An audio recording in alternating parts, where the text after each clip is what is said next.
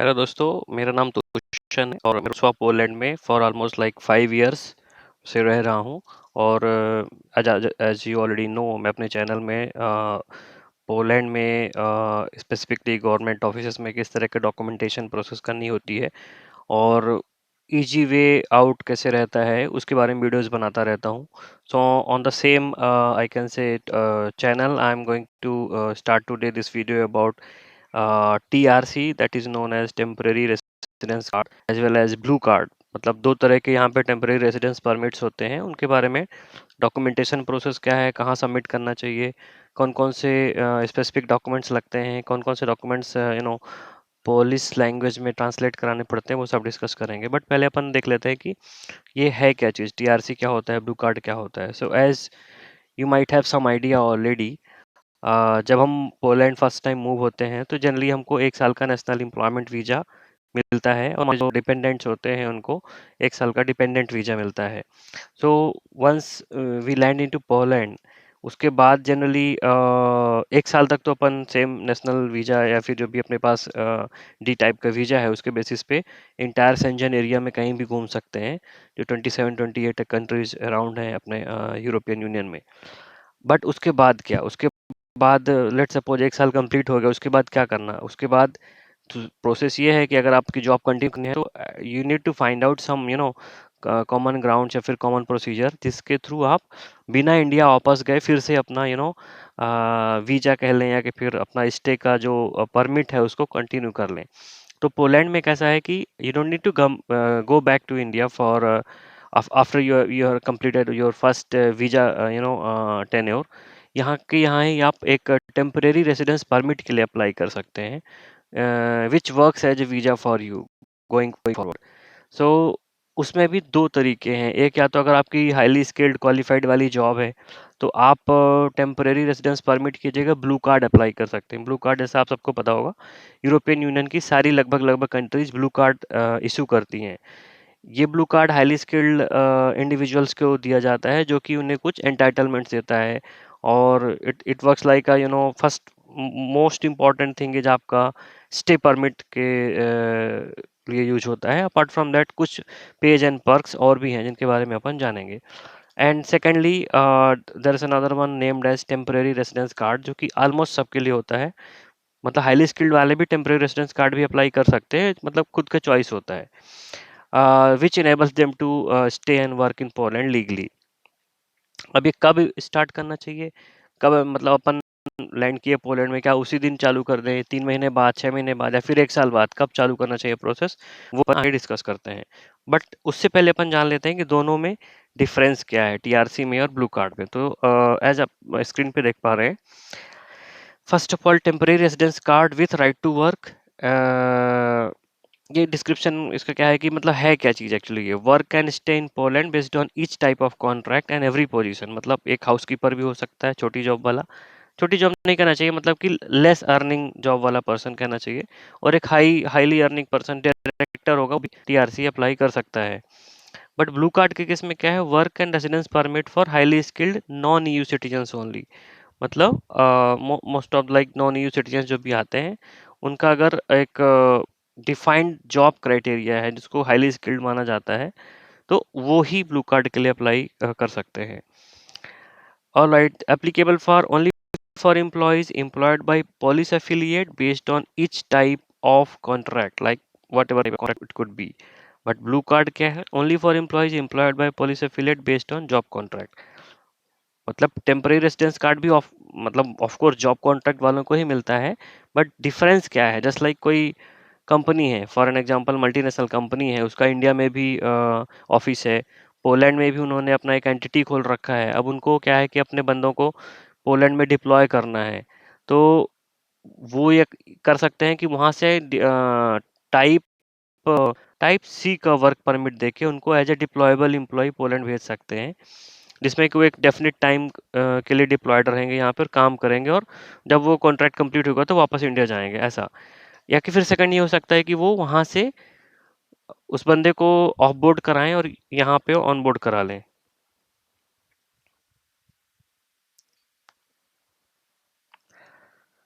एक मिनट रुकिएगा।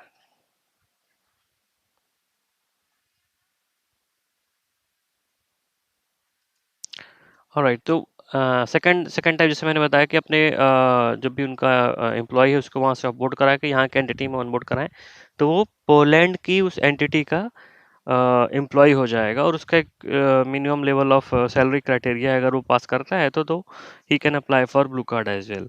अभी main conditions क्या हैं? And main condition for TRC like contract होना चाहिए भाई। जॉब कॉन्ट्रैक्ट है तो आपको टीआरसी अप्लाई कर सकते हो। ब्लू कार्ड के लिए थोड़ा सा डिफरेंट क्राइटेरियाज हैं, जैसे कि हाईली स्किल्ड क्वालिफिकेशंस है। पहला क्या है, तो यूनिवर्सिटी डिग्री हो, एटलीस्ट 3 years बैचलर्स डिग्री हो, originals of diplomas and marksheets are required. So आपको बैचलर्स डिग्री होना ही चाहिए, 3 years वाला जो होता है, अगर आप ब्लू कार्ड के लिए अप्लाई करने जा रहे हो तो। या कि फिर सेकंड थिंग क्या है, at least 5 years of job experience होना चाहिए on the similar position, job contracts, work books और Polish some document name is it is required.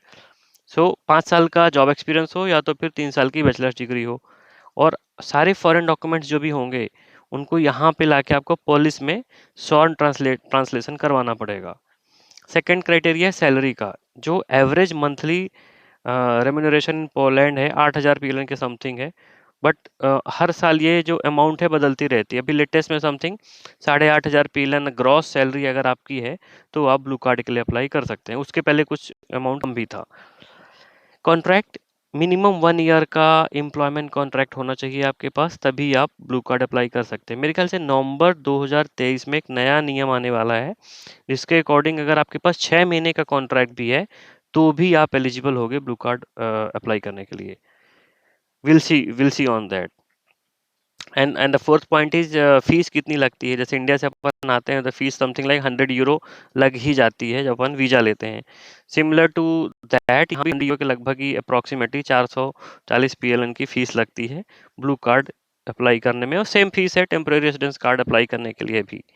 Validity क्या रहती है? टेम्प्रेरी रेजिडेंस कार्ड की वैलिडिटी अटैच रहती है आपके एम्प्लॉयमेंट कॉन्ट्रैक्ट पीरियड से। जितने टाइम का कॉन्ट्रैक्ट है उतने टाइम का आपको टीआरसी दिया जाएगा। 1 साल का कॉन्ट्रैक्ट है 1 साल का मिलेगा, 2 साल का है 2 साल का मिलेगा, 3 साल, मैक्सिमम 3 साल का देते हैं।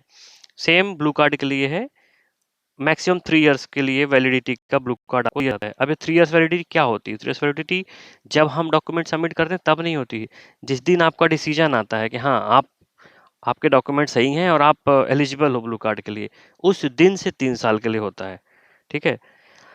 नेक्स्ट है पोजीशन या फिर सैलरी चेंज के केस में क्या होता है। मतलब अगर बंदे के पास टीआरसी है और उसने यहाँ पे आके जॉब चेंज कर दी तो उसको नया टीआरसी अप्लाई करना पड़ता है।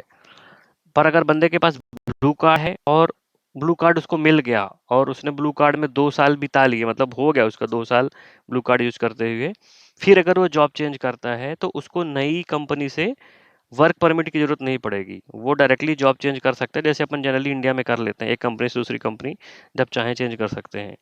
बट अगर 2 साल कंप्लीट नहीं हुए हैं तो उसको डिसीजन में चेंज रिक्वायर्ड होगा, और जो कि समथिंग 2-3 months का टाइम लगता है। इस पे अपन मे बी अनदर वीडियो में डिटेल डिस्कस कर लेंगे कि टीआरसी में और ब्लू कार्ड में जॉब चेंज का क्या सीन होता है। एडिशनल बेनिफिट्स क्या हैं? Same thing as I explained already कि 2 years अगर आप ब्लू कार्ड में आपके पास हो गया है तो फिर आपको जॉब चेंज करने के लिए नया डिसीजन नहीं लगेगा और नया वर्क परमिट नहीं लगेगा। आप डायरेक्टली इंटरव्यू क्रैक करिए और नई जगह पे जॉब चालू कर सकते हैं। अब अपन बात कर लेते हैं कि अपन टीआरसी हो चाहे ब्लू कार्ड हो, इनको अप्लाई करने के लिए कौन कौन से डॉक्यूमेंट लगते हैं, हमें क्या जरूरत पड़ेगी। सबसे important passport of each applicant. यहाँ पे मैंने ईच एप्लीकेंट इसलिए मेंशन किया कि कई कई बार अपन फैमिली के साथ आते हैं तो हमें अपना हमारा और हमारी फैमिली का साथ में ब्लू कार्ड अप्लाई करना करना होता है। ब्लू कार्ड करना चाहिए जो एम्प्लॉयमेंट कॉन्ट्रैक्ट वाला बंदा है उसका ब्लू कार्ड अप्लाई होता है, और जो उसके डिपेंडेंट हैं उनका टीआरसी अप्लाई होता है, टेम्परेरी रेजिडेंस कार्ड अप्लाई होता है। अब अगर आपका डिपेंडेंट जैसे आपका स्पाउस है तो आपने ब्लू कार्ड अगर डिसीजन पॉजिटिव आया और आपके वाइफ को टीआरसी डिसीजन पॉजिटिव आया तो उसमें एक प्लस पॉइंट क्या होता है कि आपका स्पाउस भी जैसे ही डिसीजन आ जाता है, ही और she can start working in Poland without need of a work permit. But अगर टीआरसी है आपके पास तो आपका डिपेंडेंट भी टीआरसी पाता है, तो उस कंडीशन में वो चीज़ नहीं रहती है कि मतलब उनको ब्लू कार्ड वाले के जो डिपेंडेंट होते हैं उनको with access to labour market TRC मिल जाता है, बट टीआरसी जो मेन एप्लीकेंट है उसको टीआरसी है और उसके डिपेंडेंट को भी टीआरसी है, उस केस में ऐसा नहीं मिलता है। तो सबसे इम्पोर्टेंट बेनिफिट मैं तो कहूँगा यही है कि ब्लू कार्ड आप अप्लाई करेंगे तो आपके स्पाउस को बिना वर्क परमिट का जॉब करने का एंटाइटलमेंट मिल जाता है। सेकेंड डॉक्यूमेंट है 4 biometric passport pictures of each applicant. ये एक स्पेसिफिक साइज होता है पोलैंड में। ऊर्जा ऑफिस में सारे डॉक्यूमेंट्स में यही साइज लगता है, 35 mm बाई 45 mm। फेस एकदम स्ट्रेट होना चाहिए, दोनों कान दिखने चाहिए, आंखें दिखनी चाहिए, सिर में कोई फिर कपड़ा नहीं ढका होना चाहिए, वाइट बैकग्राउंड होना चाहिए और 70-80% ऑफ द फोटोग्राफ जो है आपका फेस ही होना चाहिए। तो अपन जब भी यहाँ के जो भी फोटोग्राफ्स वाली शॉप्स हैं वहाँ जाके बता देते हैं कि ऊर्जा ऑफिस में ब्लू कार्ड के लिए या फिर टीआरसी के लिए हमें फोटो चाहिए, तो उनको पता रहता है किस साइज का कैसा चाहिए, वो खींच के आपको फोटो दे देते हैं। समथिंग 40-50 PLN लगता है फोटो खिंचाने का। 5 फोटो या फिर 4 फोटो देते हैं और लाइक 15 मिनट 20 मिनट में वो फोटो निकाल के ये दे देते हैं, ये वाली साइज का। Next third document is list of travels with in 5 years. आप ईयू में नॉन ईयू में कहीं भी घूमने फिरने गए हो तो आपके पासपोर्ट में उसका स्टाम्प तो लगा ही रहता है। तो बेसिकली उसी का ये एक डिटेल्ड इन्फॉर्मेशन कि आप 5 सालों में कहाँ कहाँ घूमे हैं, हाँ, किस मंथ किस ईयर पे कौन सी सिटी गए कहाँ गए, वो सारा एक डिस्क्रिप्शन टाइप देना पड़ेगा। फोर्थ है the last date of crossing the Polish borders for each applicant separately, कि आप और आपके डिपेंडेंट कब पोलैंड में आए थे।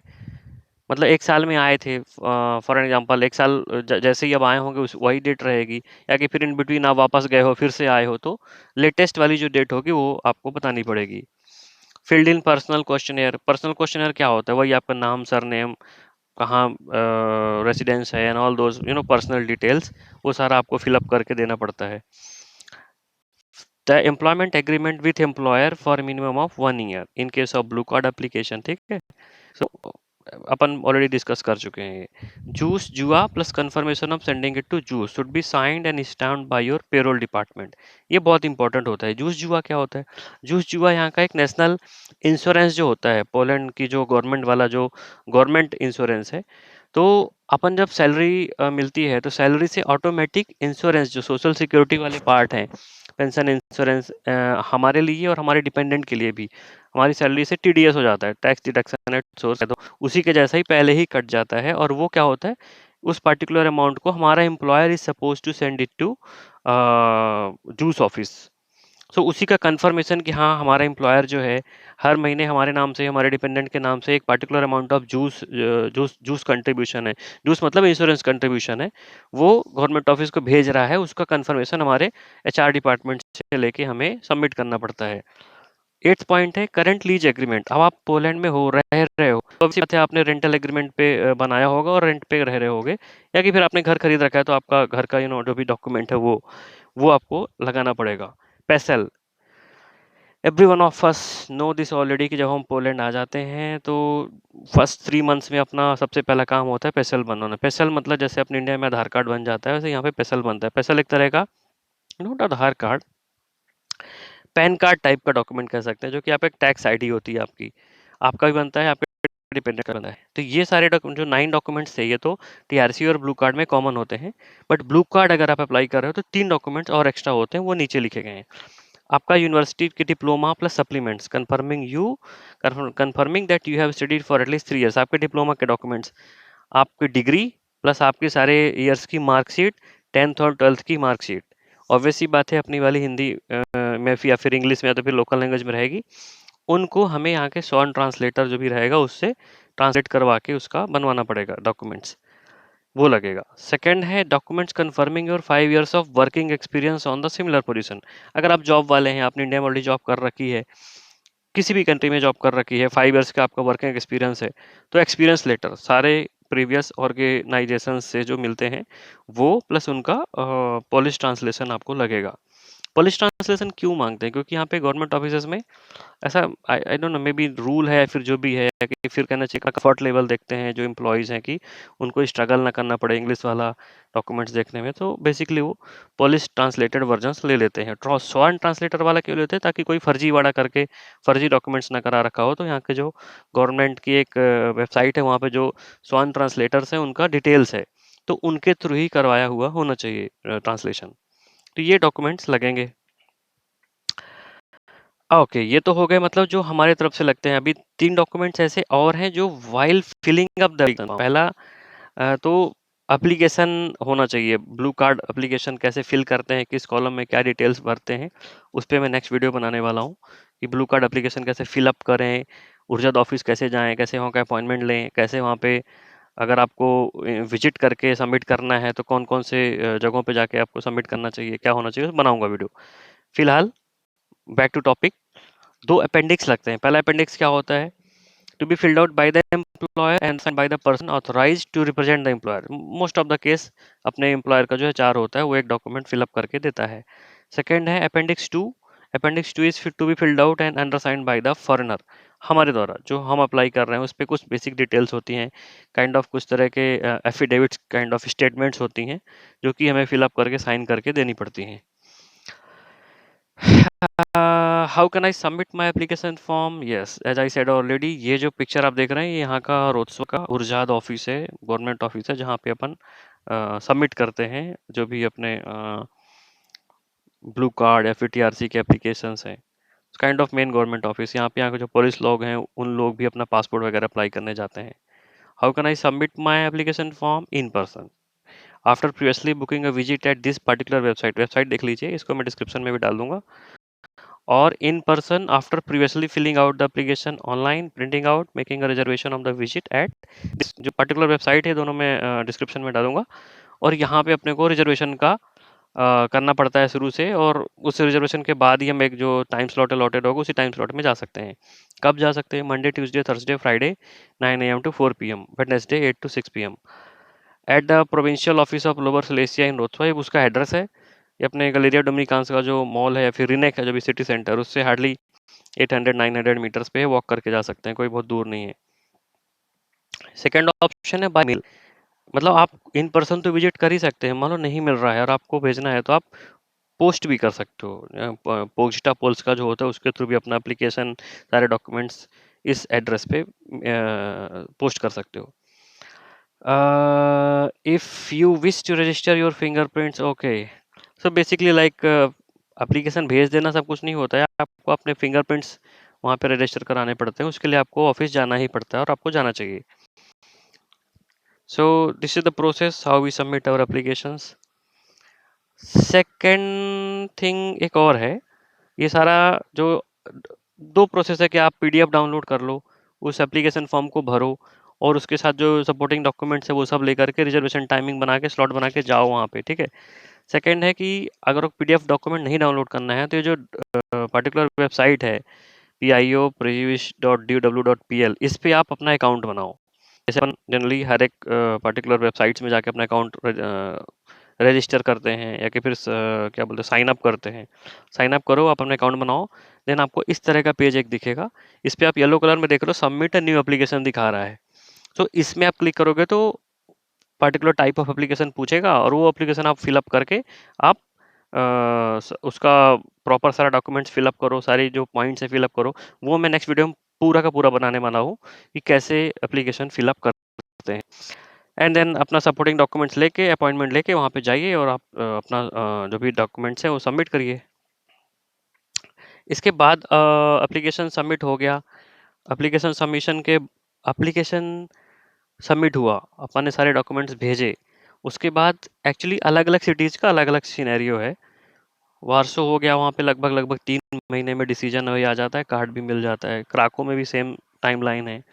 रोत्सवा में थोड़ा-सा कम स्लो चलता है। तो as per my experience as well as my colleagues experience, रोत्सवा में एज ऑफ नाउ अगस्त 2023 की बात बता रहा हूँ मैं, लगभग एक साल का 1 ईयर का वेट टाइम है डिसीजन आने में।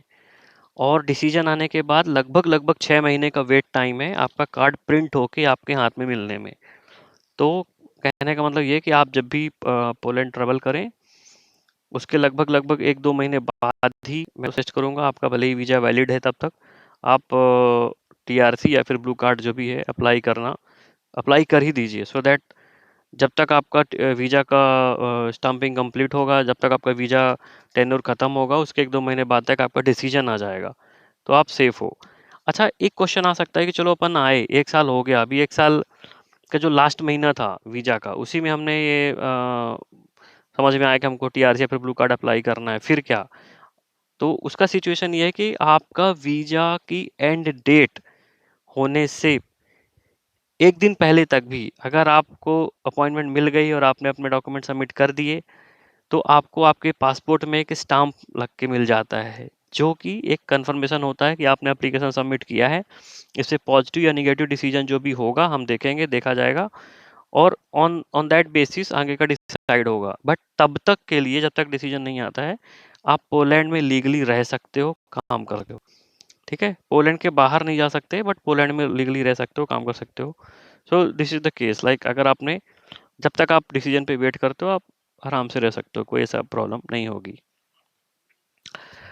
Let's cover the point. जब अपना डिसीजन आ गया, उसके बाद अपन अब जनरली क्या है कि रोजसवा में अपन को ऊर्जा ऑफिस का जो नंबर है उनको कॉल करते रहना पड़ता है और कॉल करके पूछते रहना पड़ता है कि हमारा कार्ड प्रिंट हो गया क्या, फला फला डेट को हमारा कार्ड का डिसीजन आया था, ये हमारा डेट ऑफ बर्थ है, ये हमारा नाम है सर, ये डिटेल्स फ़ोन पे उनको बताने पे वो क्या करते हैं कि बता देते हैं कि हाँ अभी आपका कार्ड प्रिंट होके पिकअप के लिए रेडी है कि नहीं है।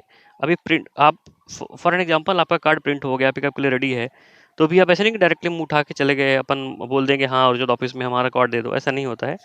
उसके लिए भी एक अपॉइंटमेंट स्लॉट लेना पड़ता है और वो अपॉइंटमेंट स्लॉट लेने के 2 तरीके हैं। या तो आप early morning 1 AM 2 AM 3 AM जो भी आपको कंफर्टेबल लगे, वहाँ जाके लाइन में लग जाइए। अब वहाँ लाइन में लगेंगे तो समथिंग लाइक 100 लोगों का लाइन रहेगा। 100 लोगों से ज़्यादा वो एंटरटेन भी नहीं करते एक दिन में। और उस लाइन में आप लकी हुए तो आप उन 100 में आ जाओगे, 100 के बाद गए तो आपको तब भी नहीं मिलना है। लाइन में खड़े रहते हैं, उसमें वो टोकन देते हैं, टोकन के बेसिस पे आपको उस पर्टिकुलर डे पे जाके अपना कार्ड कलेक्ट कर सकते हैं। सेकंड ऑप्शन है ऑनलाइन। ऑनलाइन मैं आपको दिखा देता हूँ कैसे करते हैं। ये पर्टिकुलर वेबसाइट है reservashe.duw.pl। इस पे अपन ये वेबसाइट है, इसमें उटवोर्ज। सेकंड थिंग, एक चीज़ आप और कर सकते हैं कि यहाँ पे लोकल जासिया में रोथवा सेलेक्ट कर लीजिए और लैंग्वेज में चाहिए तो इंग्लिश कर लीजिए, पॉलिश कर लीजिए, जो आपको कंफर्टेबल लगे। पॉलिश के साथ जा रहा हूँ। उटवोर्ज कॉन्टो में क्लिक करेंगे तो यहाँ सबसे पहली बार आपको अपना अकाउंट बनाना पड़ता है। जैसे फेसबुक, इंस्टाग्राम में आपको इस वेबसाइट पे पहले अपना अकाउंट नंबर बनाना पड़ेगा। ईमेल नाम ना, जिसको surname, email and whatever password you want to choose and I am not a robot, आपका मोबाइल नंबर और अकाउंट बन जाएगा। उसके बाद आपको ईमेल पे और एसएमएस पे एक ओटीपी टाइप आता है, वो सबमिट करेंगे और आपका अकाउंट रेडी है। अकाउंट रेडी होने के बाद, जैसे मेरा अकाउंट रेडी है, मैंने इस पे ये लॉगिन पे क्लिक किया। लॉगिन पे क्लिक करते ही यहाँ पे सबसे इंपॉर्टेंट है कि आप इस रोत्सवा सेलेक्ट करो सो दैट आपको रोत्सवा के वो टाइम स्लॉट्स दिखाए। और ये उसलूगी मतलब सर्विसेज में सेलेक्ट करो। इसमें थर्ड वाला जो है ओड बियोर कार्ती पोबितु, इस पे क्लिक करो। मतलब कार्ता पोबितु हमारा रेडी हो गया है और हम उसको कलेक्ट करने जाना चाहते हैं। अब इसमें सेलेक्ट करने पे आपको 7 डेज की डेट्स ऐसे दिखेंगी, आज से लेके 7 डेज। आज मैं वीडियो बना रहा हूँ 20th अगस्त है, तो 27 अगस्त तक की डेट्स मुझे दिख रही हैं। बट 21 पे क्लिक किया, 22 पे क्लिक किया, 23 पे, 24, 25, 26, 27, ऑल 7 डेज आपको ये दिख रहा है मैसेज, नो स्लॉट्स अवेलेबल। ठीक है, नो स्लॉट्स अवेलेबल के ये मैसेज दिख रहा है। इसका मतलब है कि शुरू की 6 डेज में तो कोई स्लॉट अवेलेबल है ही नहीं, ऑलरेडी बुक हो गया, लोग बाग ने कर लिया है बुक, अभी आपको नहीं मिलेगा। एक चांस रहता है कि एवरी डे, जैसे अब मैं आज 20 को कर रहा हूँ, तो आज तो पॉसिबल नहीं है, कोई आज ऊर्जा ऑफिस ओपन नहीं है, मैं कल दूंगा तो मुझे यहाँ पे 28 की स्लॉट दिखेगी सुबह से। बट वो 28 दिखता रहता है, उस पे एक्चुअली जो स्लॉट्स है वो टाइमिंग्स हैं शाम को 6:45 से 7:15 के बीच, वो स्लॉट्स उसमें डाले जाते हैं। और जैसे ही मैं सजेस्ट करूँगा 6:45 में आप लॉगिन होकर बैठ जाइए लैपटॉप से, क्योंकि मोबाइल से नहीं हो पाता है। और लॉगिन होने के बाद 6:45 से हर 1 मिनट 2 मिनट में, जैसे जो लास्ट वाला ये ब्लू कलर का डब्बा है, इस पे ऐसे क्लिक करते रहिए। एक पर्टिकुलर 6:55 6:57 के बीच एक टाइम आता है जब वो हैंग हो जाता है, और उसी मोमेंट पे आपको यहाँ पे ये जो ब्रैक वोल्निस टर्मिनो लिखा हुआ है, यहाँ पे कई सारे स्लॉट दिखेंगे। मतलब कि सुबह का 7:30 का स्लॉट, 8:30, 9:30, 10:30, इस तरह के अलग अलग टाइमिंग्स के स्लॉट दिखेंगे। तो उन पे आप सेलेक्ट कर सकते हैं। ऑप्शन नंबर 1 आप एक सेलेक्ट कर लो, वेट करो कि आपका नंबर आ जाए, नहीं आता है। मान लो आपने सेलेक्ट किया, उसी मोमेंट पे किसी और बंदे ने सेलेक्ट किया, तो वो स्लॉट हो सकता है उसको चली जाएगी। तो आप एक काम करो, आपको जिस स्लॉट दिख रहा है सब पे क्लिक कर दो, सब पे क्लिक कर दो, ठीक है? सब पे क्लिक करके रखो, कोई ना कोई एक स्लॉट होगा जो कि आपका क्लिक काम कर जाएगा। और जैसे ही वो स्लॉट आपके लिए लॉक होगा, एक थोड़ी देर के लिए स्क्रीन हैंग हो जाएगी और एक नई स्क्रीन खुलेगी। नई स्क्रीन में खुल गई मतलब आपका लक सक्सेसफुल रहा और आपको उस पर्टिकुलर टाइम स्लॉट का रिजर्वेशन मिलने के चांसेस हैं, क्योंकि वो 5 मिनट के लिए वो लॉक हो जाता है। अगर आपने उसमें क्लिक कर दिया और आपको नई स्क्रीन खुल गई, मतलब 5 मिनट के लिए वो स्लॉट आपके लिए लॉक हो गया। अभी उस 5 मिनट के अंदर-अंदर आपको उसमें नाम, सरनेम और चेक बॉक्स वगैरह होते हैं कि आई am not a robot something, वो करके सबमिट बटन पे क्लिक करना होता है। एक बार आप सबमिट बटन पे क्लिक कर दोगे, आपको ईमेल आ जाएगी कि आपको फला-फला टाइम का और फला डेट का अपॉइंटमेंट मिल गया है। अब क्या? अब आपको सुबह जाके 2 बजे 3 बजे से वहाँ पे लाइन में लगने की ज़रूरत नहीं है। जो भी आपका टाइमिंग्स होगा उस टाइमिंग्स से मैं सजेस्ट करूँगा, मान लो आपको टाइमिंग मिली 12 बजे की, 1 बजे की, 2 बजे की, तो ऐसा नहीं कि 12-1 बजे ही जाओ। ऑफिस खुलता है 7 बजे, 8 बजे के लगभग चले जाओ। क्यों ऐसा? क्योंकि आपके पास भले ही ऑनलाइन अपॉइंटमेंट है, आपको वहाँ पे जाके एक टोकन लेना पड़ता है। तो वो टोकन लेके रखना इम्पोर्टेंट है। सो दैट आपका टोकन के हिसाब से नंबर आता है। तो ऐसा नहीं कि आपका 1 बजे का अपॉइंटमेंट है तो आपको 1 बजे ही कार्ड मिल जाएगा। हो सकता है टोकन आपको ना मिल पाए तो ना भी मिले। तो आपको टोकन लेना इम्पोर्टेंट है। तो आपने ऑनलाइन अपॉइंटमेंट ले भी लिया, तब भी वहाँ जाके सुबह जाके टोकन ले लो और उस टोकन नंबर जैसे आपका आएगा उसके बेसिस पे आप इसको ये दिखा देना, जो भी आपका अपॉइंटमेंट वाला जो नंबर है 6 डिजिट का, ये मेरा स्लॉट है और मुझे मिल रखा है, और अपना पासपोर्ट लेके जाना और वहाँ पे आपको फिंगरप्रिंट्स देने के बाद आपका कार्ड आप कलेक्ट कर सकते हो। So दोस्तों, I think for this video this is everything for now. Next video I'm going to make on how to fill up application form for blue card. उसके साथ अटैचमेंट में चेकलिस्ट पूरे documents की लगाऊंगा, कौन कौन से डॉक्यूमेंट्स लगते हैं, ऊर्जा ऑफिस में कहाँ जाना होता है, कैसे सबमिट करना होता है, वो सारा प्रोसेस एक्सप्लेन करूंगा. So for now today, about blue card and TRC difference, this kind of video is done, and thank you very much for your patience. Thank you very much for your time, and thanks a lot. If you are liking my content, I do request you, please do subscribe to my channel and share it with someone who is in need. Okay, thank you so much. Thanks a lot. Have a great day ahead. Bye bye.